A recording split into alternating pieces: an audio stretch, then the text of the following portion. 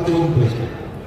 ಈ ಒಂದು ಸಮಾವೇಶದ ಉದ್ದೇಶ ನಾವು ಎಲ್ಲ ಕಡೆನೂ ಈ ಜನ ಕಲ್ಯಾಣ ಕಾರ್ಯಕ್ರಮಗಳನ್ನು ನಾವು ರೂಪಿಸ್ತಾ ಇದ್ದೇವೆ. ಈಗ ತುಮಕೂರಿನಲ್ಲಿ ಬಹಳ ಬೃಹತ್ ಸಭೆ, ಸರ್ಕಾರಕ್ಕೆ ಏನ್ ಮಾಡಿದ್ದೇವೆ, ಸರ್ಕಾರ ಜನರಿಗೆ ಯಾವ ರೀತಿ ತಲುಪುವಂತ ಕೆಲಸ ಮಾಡ್ಕೊಂಡು ಬರ್ತಾ ಇದೆ ಅನ್ನೋದನ್ನ ಕೂಡ ಈಗಾಗಲೇ ನಾವು ಜನರಿಗೆ ತಿಳಿಸಿದ್ದೇವೆ.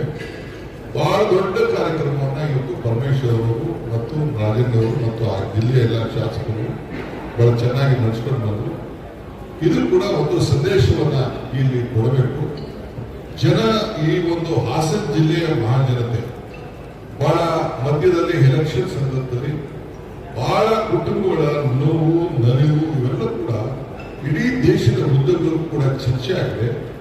ಅವರಿಗೆ ಶಕ್ತಿ ತುಂಬಬೇಕು, ನಾವು ಅವರ ಸ್ವಾಭಿಮಾನದ ಬದುಕಿಗೆ ನಾವು ಕಾಂಗ್ರೆಸ್ ಪಕ್ಷ ಧೈರ್ಯವನ್ನು ಕೊಡಬೇಕು ಅನ್ನೋ ದೃಷ್ಟಿಯಿಂದ ಈ ಸಮಾವೇಶವನ್ನು ನಾವಿಲ್ಲಿ ಹಮ್ಮಿಕೊಂಡಿದ್ದೇವೆ. ಆದ್ರಿಂದ ನಾನೇ ಕಾಂಗ್ರೆಸ್ ಪಕ್ಷದ ಅಧ್ಯಕ್ಷನಾಗಿ ನನ್ನ ಅಧ್ಯಕ್ಷತೆಯೇ ಈ ಸಮಾರಂಭ ಕಾರ್ಯಕ್ರಮ ನಡೀತದೆ.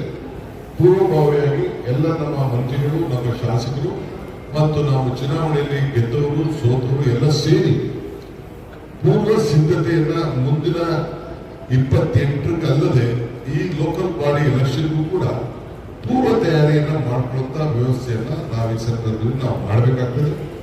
ಜನರಿಗೆ ಒಂದು ಸಂದೇಶವನ್ನ ಈ ಸಂದರ್ಭದಲ್ಲಿ ನಾವು ಕೊಡಬೇಕಾಗ್ತದೆ.